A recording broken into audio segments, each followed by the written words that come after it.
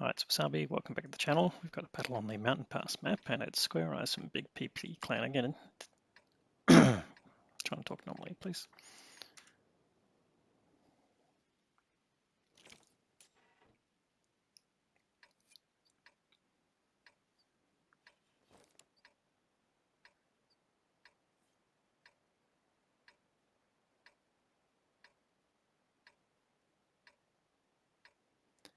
Hi, it's Wasabi. Welcome back to the channel. We've got a battle on the Mountain Pass map, and it's Square Eyes from Big PP Clan again.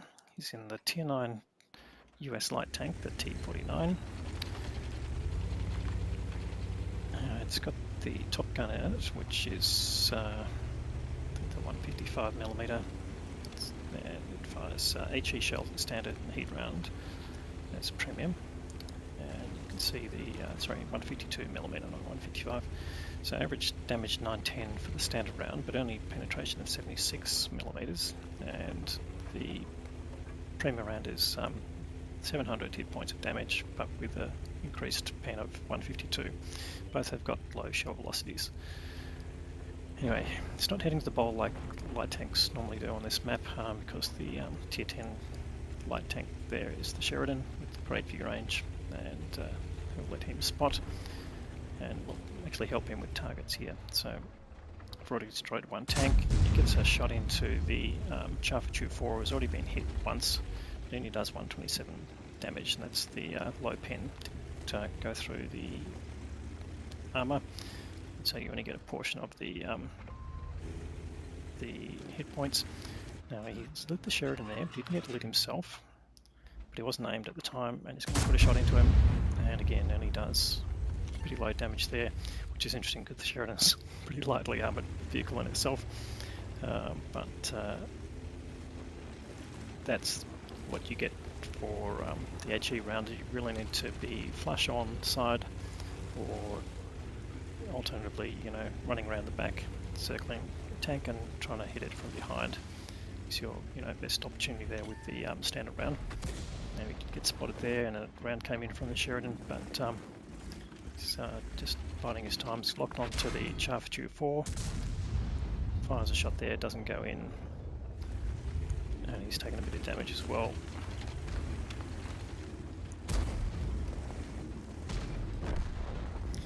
Pascuccis is gone, so that's now the Sheridan, and which is still there, would be still spotting him. Yes, it has. And E5 is coming around the back there, and he wants to line up at least one tank that he can try and knock off. Sheridan's gone for a run. Is he going to get him? If he goes in a straight line, he will. No, he's found some better targets there. No, back to the Sheridan, and he gets rid of the Sheridan. There you go. So that was a side-on shot. So getting the full whack there from his HE shell, which is always pleasing when you're in a T49, and it certainly gives the driver of the tank a fair lot of joy to get results like that. But it's a pretty, opportunistic thing that you don't always get those opportunities. But when you do, you've got to make the most of them. And one of the other problems with the gun is the fairly wide dispersion that it's got. Now he's just coming up to you, doesn't want to get spotted. Try and find these tanks. In fact, there's the E3 spotted him now. Certainly doesn't want to get in the way of the gun of the E3. He'll probably delete him just as much as he's likely to delete, and then now he's lost most of his health to the Conch GC. But now he knows the E3 is going to get distracted by this CS59. And can he get the side-on shot? No, he can't, but he's lined up on the Gorilla, and he gets full whack there, 895. Gets nearly his full potential there. So again, very pleasing. Now he's in a nice little tight spot here. He's going to proxy spot this E3, and he knows the E3 can't come around and chase him because he'll be exposed to the guns of the other tanks that are backing him up. And he's fully reloaded here. He's just waiting for the opportunities, either going after the Gorilla or the E3. And the Gorilla's getting down to lower health. In fact, now he's completely one-shotable now. Will he go after the Gorilla, or will he go after the E3? No, he wants to get the back of this E3. You see just manoeuvring, trying to get the engine deck. Does get a nice shot there, 1080, that's a good high roll. and the Guerrilla 15's gone. So the C3 is now pretty isolated, and he's just got to keep moving, partly to make sure Artie doesn't get him, but he's coming around here. Got time to go after the E3 again, and gets rid of him with his final shell. It's taken him to 3 cove damage. And there's the Artie again, desperately trying to take him out of the game. And guess what? Go and annoy a light tank, and the light tank's going to come after you now. So Square Eyes is heading towards where the Artie might be. It's got the Guerrilla 15 there, very forward-playing Guerrilla 15. So I must commend that player for taking the opportunities of playing the Guerrilla in the front line. And there's the Conk GC down there. He's run away from there. In fact, there's 2 Arties there. Batchat 155, and he's again just lining him up with the auto aim. This should go for him, and in fact it does, takes out the Batchat. And there's an E75, very low health E75. Goes forward, doesn't get spotted.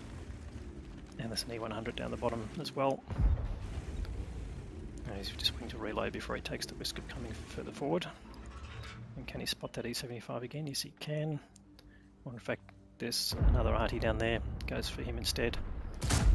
Takes him out. So that's taken 2 Arties out of the game. That's a Pascuccis medal, by the way, if you get 2 Artie kills. And there's, well, what was a fairly full health E100. But now he's been taken down. Can he get a shot into him? Oh, he's coming down the hill.